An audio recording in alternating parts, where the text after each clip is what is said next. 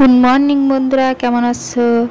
নিশ্চয়ই ভালো আছো, আর আমিও ভালো আছি। তা সকাল সকাল দেখুন আমি ভাত বসিয়ে দিয়েছি, আর এইদিকে সকালে একটু সয়াবিন করে নেব।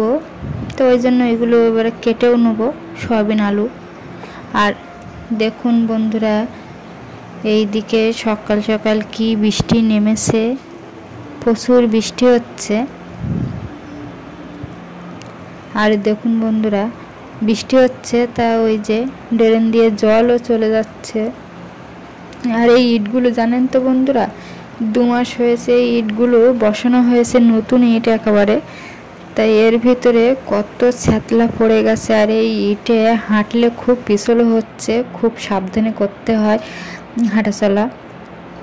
আর দেখুন বন্ধুরা, বৃষ্টি থেমে যাওয়ার পরে শুধু সয়াবিন আলুর ঝোল করলে তার খাওয়া হয় না, একটা তরকারি দিয়ে। ওই জন্য তোমাদের দাদাভাই আবার পুকুর থেকে, যে সবজি ক্ষেতের ছোট্ট পুকুর, সেই পুকুর থেকে কটা বাটা মাছ ধরে এনেছে।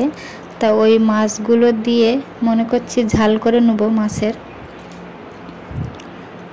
আর সেভাবে তোমাদের ভিডিওটা দেখাতে পারিনি, যেহেতু আমার বাড়ির দিকে অনেক কাজ ছিল, ওই জন্য তোমাদের শর্ট করে দেখিয়ে দিচ্ছি। পুকুরে কীভাবে মাছটা ধরেছে সেসবগুলো তোমাদের আর দেখাতে পারিনি, আর ওই জন্য আমি তোমাদের শর্ট করে দেখিয়ে দিচ্ছি। তা বৃষ্টিটা হওয়ার পরে আবার রোদ্দুরও, ভীষণ রোদ্দুর ছেড়েছে।